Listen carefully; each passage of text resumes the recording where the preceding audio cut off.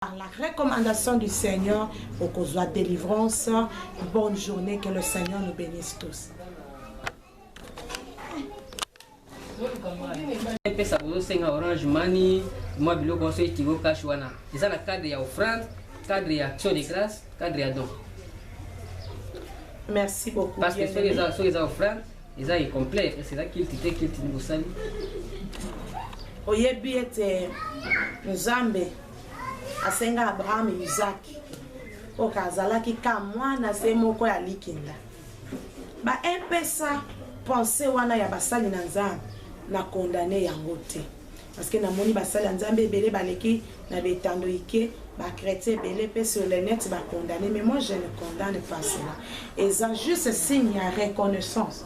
Ezali ko lancer appel na yo mutu ozali malade, ozana sida, ozana myome, ozana kyste fibrome, ozana cancer, tumeur, babwaki liombasu, stérilité ou meli, o moni basali ensemble ebele et kosila te. Le centre missionnaire racheté d'ici là. Balobi Mikodo, presse en ligne avec Moller Tingala. Tous s'abonner massivement. Nga vie de loin. Na s'abonner, na Mikodo, presse en ligne à Moller Tingala. C'est très amusant et très mignon. Et Moller Tingala aux fantastique. Siècle, c'est pas appareil. Mbote mingi batata, mbote mingi ba maman, mbote mingi ba la nyonso République démocratique du Congo. Si quand nous sommes besoin na mikili ya poto partout vous avez la biso na nzela ya presse en ligne Microdor na kati ya émission non plus la famille, une émission qui parle de toutes les questions liées à l'actualité nationale. Pour les lots tout ça les signes vous voyez ba boza ebele pour la biso parce que tu yambeli pour la bille ça le nene ya Nzambe azali maman Blandine ya Mumba azali responsable ya centre évangélique les rachetés de l'Éternel et nous on a eu tout lobela pour intérêt ya édification na bino pe ya bisonyo so mission ya moi sinakati ya monde évangélique maman mbote mingi Mbote pardon on pasteur Ozali responsable ya centre missionnaire les rachetés de l'Éternel Ozali moi si Alibala Ozali prophétesse, Ozali Mouyembi, tous, vous êtes toujours dans la carte mission évangélique. Est-ce que vous se sentez dans la carte appel au Nzamba Pesayo? Merci beaucoup mon frère.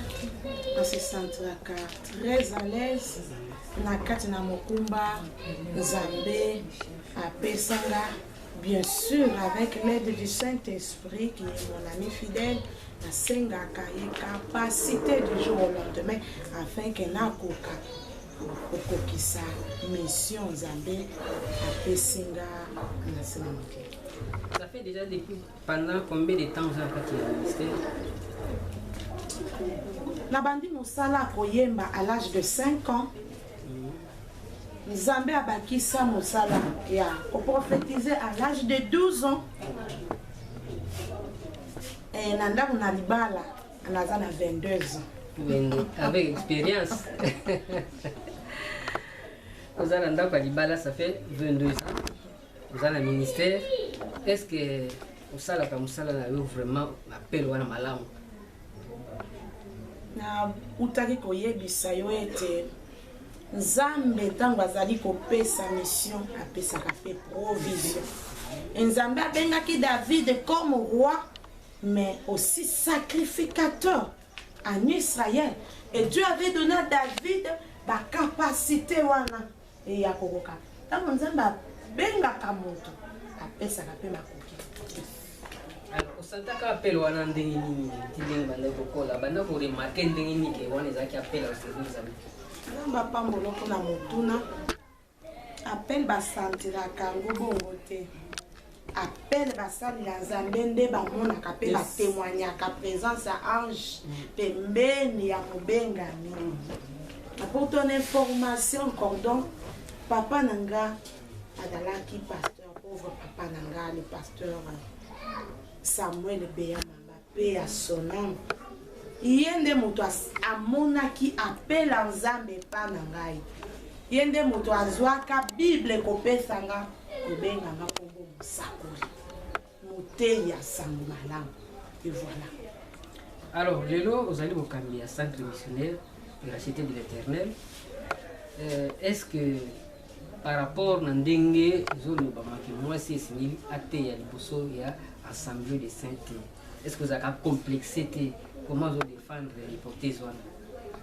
Nzamba pambola yoko na mutuna wana na se sentiraka complexité par rapport ya interprétation wana, parce que message oyo Nzamba azali kopesa à travers basali na ye ezali kozwa misala na bomo ya moto par rapport ya interprétation ya Bible. L'apôtre Paul na mokanda ya Timothée azali kolobela basi wana basi oyo bazalaki kose me conduire na kati na ndako na Nzambe. Et l'apôtre azali koloba, je ne permets pas. Ce n'est pas le Saint-Esprit qui parlait en lui. Paul azali kopé sango loko la proposition. Et moi Paul, étant que mokambi ya etonga o na ko permettre te moi si ateya liboso ya mibali. C'était par rapport ya comportement. Et ce qui t'otangi na se azali koloba, selon ce qui est écrit dans la loi. Oui, Bayuda à l'époque, azalaki ko vivre na se na mobeko, la loi juive qui condamnait la femme. Mais la femme de nos jours, azali na se ya grâce. Et l'apôtre dit, elle peut néanmoins être sauvée si elle persévère.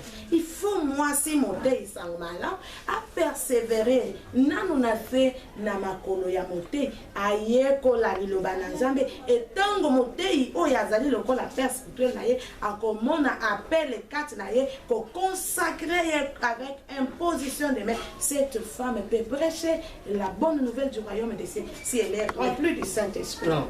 Paul tant la logi et le Coran parce que Paul n'a un message des fois bandaki koloba ça c'est pas moi c'est le Saint-Esprit qui me dit.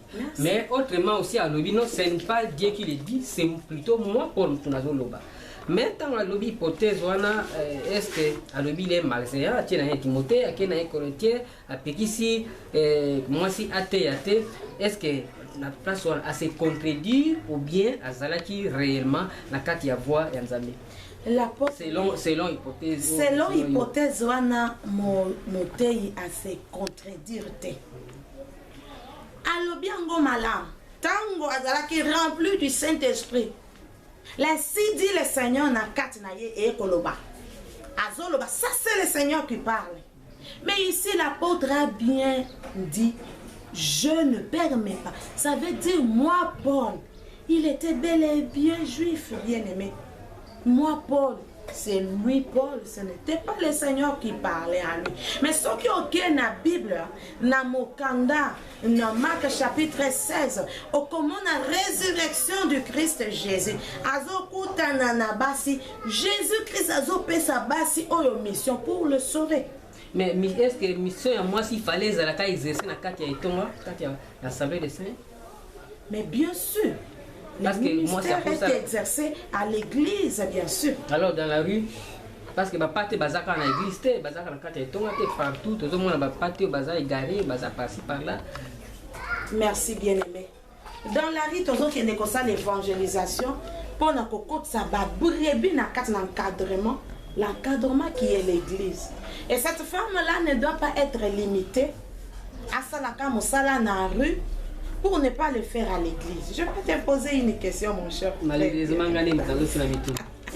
mais c'est qu'on a kotuna motuna na bandeko bakolanda émission. Et parce que l'apôtre Azali Koloba, Azali ko permettre te basi bate ya na assemblée de saints. Na tuni yo motuna mosali na Nzambe opekisi ba mama basala te na kati netonga na yo. L'assemblée oyo ba mama bazali ko sangana. Entre eux les femmes ba côté ya sango malam maman moko aleki liboso azote. Il s'agit de quelle assemblée? C'est l'assemblée de saints ou bien c'est l'ensemble de pécheurs? Je vais poser une deuxième question. Na yo mote yo pekisi ba maman ba salate na kati na itonga na parce que na mona ka ba papa ebele balobaka. Ces femmes qui sont allées pour annoncer résurrection à Jésus, ba kenda qui ko témoigner. Mais la Bible dit dans le livre de Marc, vous recevrez une puissance lorsque le Saint-Esprit survenant sur vous, alors vous serez mes témoins. Il s'agit de quel témoignage? Parce que les témoignages de la parole de Dieu est un témoignage de que Christ est ressuscité.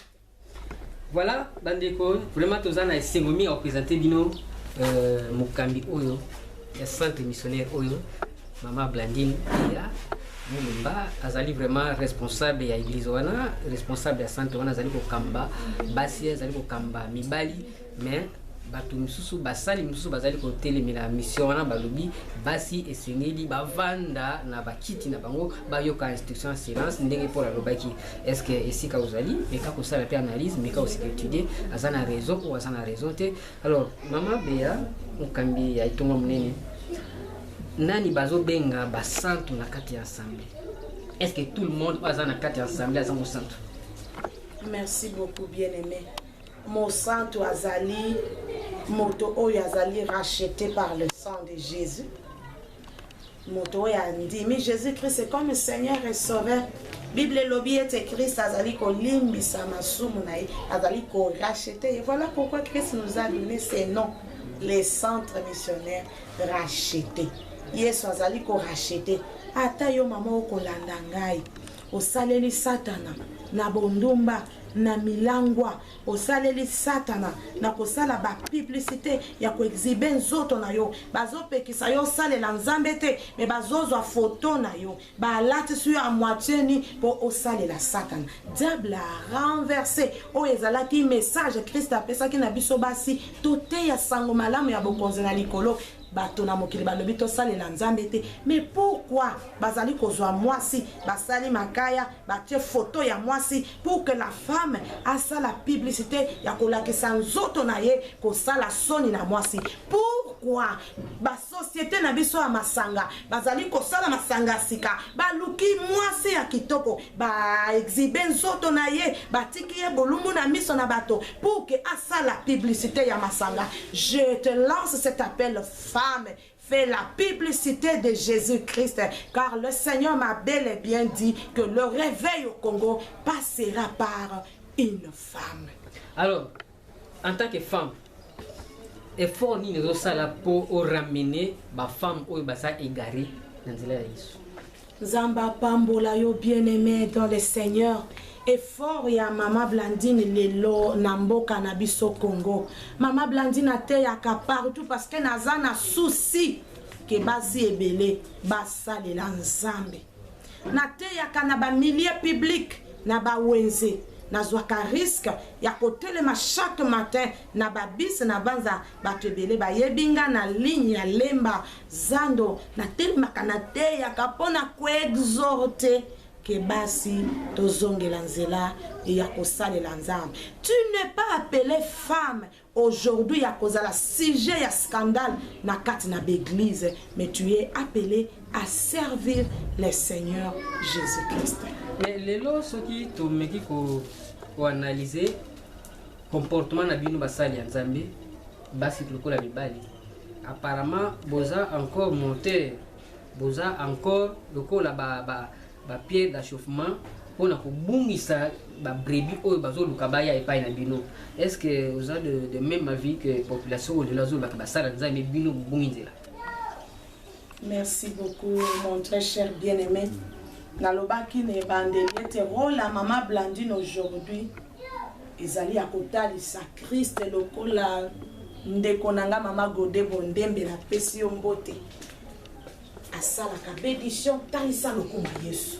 C'est ça rôle ya mwasi na kati l'église basali na nzambe diable ayebi ete tango na yeti kali moke mobali alibala lingi azonga. Voilà pourquoi diable a hier qu'on se déguisé en l'ange de lumière akoti na kati na ensemble pona kopengwisa bandimi pona kopengwisa basali. Voilà pourquoi na ko lancer appel que basi lokola Blandine bazale belé na Congo afin que mbendela ya Congo etombwama afin que église corps du Christ to perdre te Jésus Christ a perdre te. Alors basali olelo baza kubunga message nous lancer bango comme conseil au pesa bango. Nous allons d'accord que basali bobungi mingi. Bien sûr, oui, basali ebele to bungi nzela. Alors maintenant un message pour la bango. Message na ko lancer na mosali na Nzambe oya kolanda ngai. Ezali premièrement que Yesu azana bolingo monene pona yo. Mwana libunga zonga na ndako na tata. Senga bolimbisi. Ça la seule avec Jésus-Christ. Ça la repentance sincère ndenge mama olangi yo choisala ki poteya. Zongela nzela ya Nzambe, zongela Bible, zongela vision, zongela mission. Yo pe ozali prophétesse. Tokena osiko na prophétie na mission wana na appel wana. Est-ce que d'abord ozaka nesengo ya mission wana na likabo wana don wana? Azalaka nesengo vraiment ya don wana. Parce que vision est très important na vie ya chrétien. Un chrétien aveugle comment ndengeni ya koyeba lobi na. Mais le lobino ata mabe parce que prophète ou prophétesse amoni mabe zoya abetimbela pote averti bana Nzambe. Mais lelo apparemment ngeko comment bibino nyonso ba aveugle prophétie etikala na moka pona bino. Nzamba pambola yo bien-aimé. Il y a deux prophètes naza moko na kati na ba prophète wana o babeta kambela oyo Nzamba atalisaka likambo oyo koya lokola likambo ya coronavirus. Nzamba atalisaki epa ya mama Blandine ke tozali komona mopepe koya na lobaki yango netando ike na lobaki yango na bisika nyonso na teyaka na monaki pe basakoli ebele balekaki na télévision ko témoigner ete Nzamba alobelaki bango baza ebele. Parmi les faux il y a beaucoup de vrais. Nzamba alobelaki bino apesa bino te ndena ko contrecarrer yango ko commenter. Le Seigneur nous a donné beaucoup de remèdes. Il nous a donné aussi à beaucoup prier pour notre pays. C'est ce que nous faisons. Mais tant que Nzamba laxi bino bongo, ceux qui bosambi la qui réellement et puis sincèrement que Nzamba yoga qui peut-être il n'y a qui commenter. C'est pour aussi que Nzamba yoga le sambo na bino. Le Seigneur a yoki le sambo na biso parce que Congo est épargné. Dieu est souverain, on ne peut pas les juger. Qui peut juger Dieu? Il fait chaque chose bonne à son temps. Quand il veut, comme il veut. Et souverain, le Seigneur a passé par là pour mais moi je crois que Dieu nous a exaucés. Alors, en tant que prophétesse, est-ce que l'élo na katia tonga na yo? Ils ont ma BP au monde à capé ou averti et puis il parlait de Botanzambé dans ma bébé. C'est comme il a fait déjà. Merci beaucoup, bien-aimé. Ma bébé, les tombés kolobate, télévision et sangonga, ma bébé et belé Zambé à tel sakabiso même pour la nini par exemple. Attends-moi deux exemples. Zambé a tel sakabiso le coronavirus. Et Nzambe atalisaki biso et azali kosala changement na mboka Congo tomoni pe ba changement et salami. Donc Nzambe alaisaka bino malaisa makambo ya élection mamunyo. Oui, bien sûr. Nzambe bien parce que ezalaki déjà institution ezalaki organisée par rapport à ça. Non. Le Seigneur nous a montré ezalaki na mois 8e mois ya année 2018. Nzambe atalisaki biso et na kosala changement. Mais diable peut avoir sa prophétie peut oui ça non. Oui, diable a peut sa prophétie et pas batonaye mais biso batona Nzambe ya biso révélation et utaka ke pa ya tata na biso ya benga biso. Le Seigneur nous a averti beaucoup de choses, pas seulement pour na oyo eleka mais pour na oyo pe ezali koya ebele Nzambe akotalisa biso ya. Alors, le lien est la prophétie à Malamu et Nzambe, ya diable. Oui, bah on dit. Parce que le diable peut s'appeler comme ça, mais nous avons pu comme ça. En tant qu'enfant de Dieu, oui, bon, révélation ya malamu ezali na soubassement nango o ezali liloba na Nzambe. On juge une prophétie par rapport à la parole de Dieu. Mais le diable peut élever la parole de Dieu. En base à sur ça. Bien sûr que le diable a élevé la parole de Dieu. Mais la prophétie qui vient de Dieu, et ya kapona ko diviser te, et ya kapona ko troubler batute, et ya kapona ko pesa kimia na mitema bato. Et ya ko apporter esengo na kati na mitema bato. Voilà. Prophétesse responsable du centre missionnaire de l'église de Kamami, est-ce que vous avez inquiété, est-ce que vous avez mécontenté pour vous rater l'opportunité belé Kamami, donc moi comme ça on fait la business. Nicolo a copé à soutenir l'église. Nzambe apambola yo bien aimé na banza tata mokonzi ya ekolo papa Antoine Félix Tshisekedi Tshilombo a pesaki mesure ete makambo nyonso etelemi biso nyonso tokendaki na quarantaine tozali bien sûr na kati ya quarantaine mais naza na inquiétude de mon côté parce que un serviteur de Dieu appelé Nzambe azwaka ye toujours en charge. Nzambe afongolaka pona basali na ye et ba source ebele oyo eko pourvoir afin que mosali na Nzambe azala inquiété. Et pour cela mosali na Nzambe akoki jamais kozala na kati na crise parce que toza na kati na quarantaine. Nzambe oyo azali moko toko bondela oyo aliesaki Eli à travers corbeau na désert, aliesi Eli à travers cette veuve de Sarepta à bongwanité. Un vrai serviteur de Dieu Nzambe ayebi kombo na ye, ayebi adresse na ye. Balobi Mikodo presse en ligne avec Moller Chingala, to s'abonner massivement. Ngavi de loin na s'abonner na Mikodo presse en ligne à Moller Chingala. C'est très amusant et très mignon. Et Moller Chingala aux fantastique. Siècle, c'est pas appareil. C'est comme ça la moto monte ma elinga. Nazana ba vouloir mais nazana pouvoir pour motango monte melinga. Ebembe ya soso matanga deme soki abungi mokolo na tunaka ye pa ba voisin atako na sila valere pano meliwana nga nekono moko akoki pe kolela ye mpona vanda na yo bamvula bien ke opanzi foye me basouvenir eleki bebo nazosouffrire modero vraiment mpona yo papa Molière. Ils ont ce problème qui dit ça caprito fallait reloko mayo samwe. Il y a vraiment souvenir au tikelinga na balesheke bango pe bazo sekanga bazo yembelanga ya tikalisima. Moi c'est ali koka mwana magorodo pe bazo yorke ferkinyam. Bisous bye.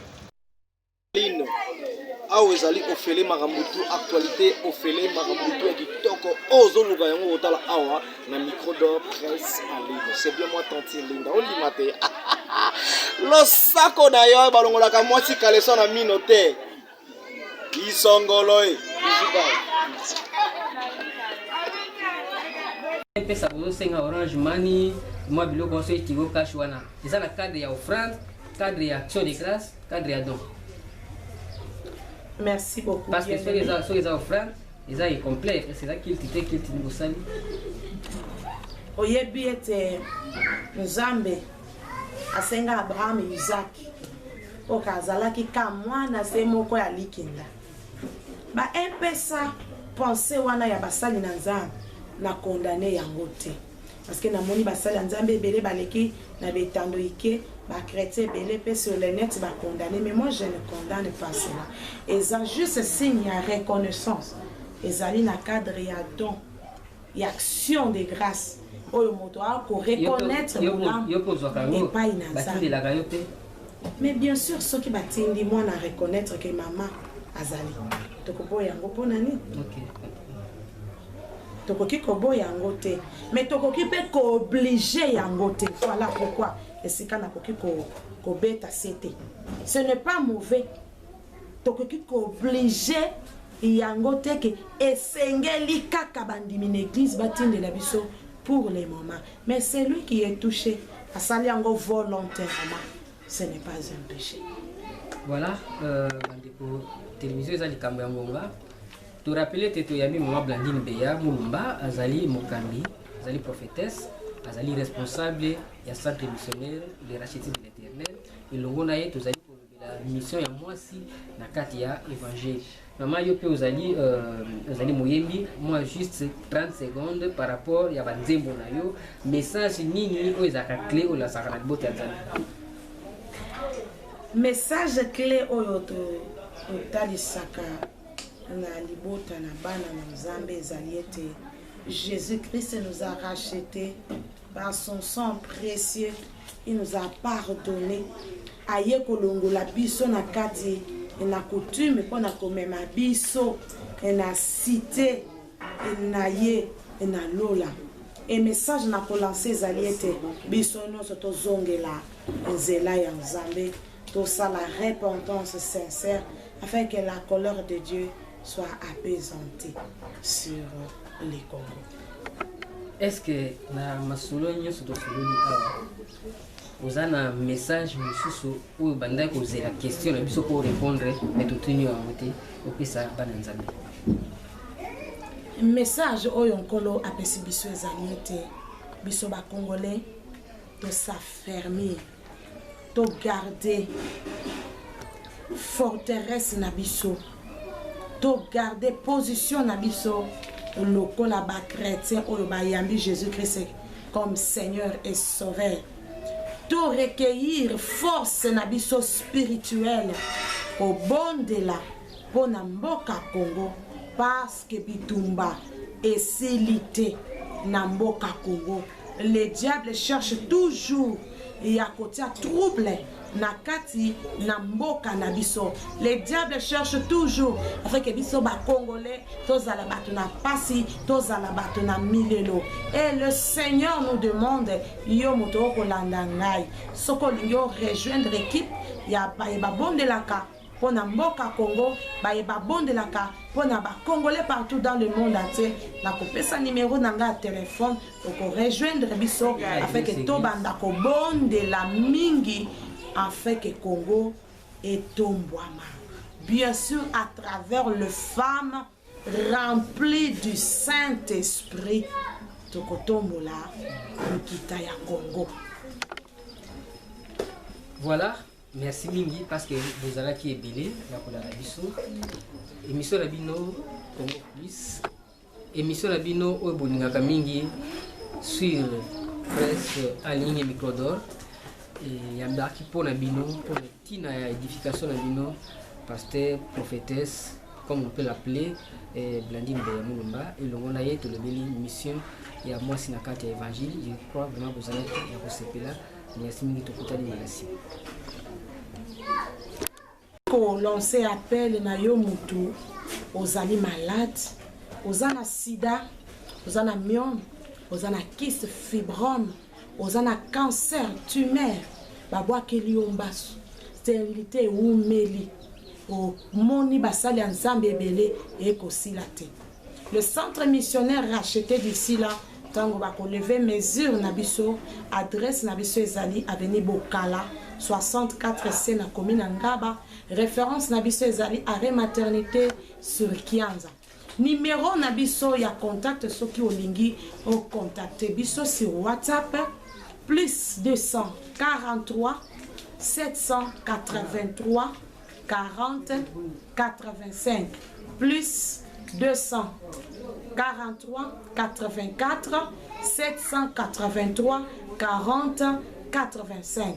Tinda requête na WhatsApp, tinda requête na yo na Messenger saebiso voice toko bondela Nzamba milimo basakoli ako dévoiler source ya souffrance na yo et tant toko invoquer par la recommandation du Seigneur pour qu'on soit délivrance.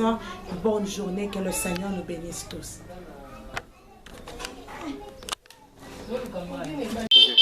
balobi mikodo presse en ligne avec Moller Chingala to s'abonner massivement ngavi de loin na s'abonner na mikodo presse en ligne Moller Chingala c'est très amusant et très mignon et Moller Chingala aux fantastique siècle c'est pas appareil sekozanga moto motema elinga nazana ba vouloir mais nazanga pouvoir kozwa motango motema elinga ebembe ya soso matanga teme soki abungi mokolo natunaka ye pa bavoisin atako na sila valere pano meliwananga nekono moko akoki mpe kolela ye mpona vanda na yo bamvula bien ke opanzi foye me basouvenir eleki bebo nazosouffrire modero vraiment mpona yo papa Molière ils ont ce problème ekitisaka prito valere eloko mayo asamwe iloya bafema souvenir otikelinga na balesheke bango mpe bazosekanga bazoyembelanga oyo atikali nsima mwasi alikoka mwana magorodo mpe bazoyorke ferkinyam bizubai awa ezali ofele makambutu actualité ofele makambutu ya kitoko ozoluka yango otala awa na microdor presse en ligne c'est bien moi tanti linda olima te losako na yo balongolaka mwasi kaleso na mino te isongolo e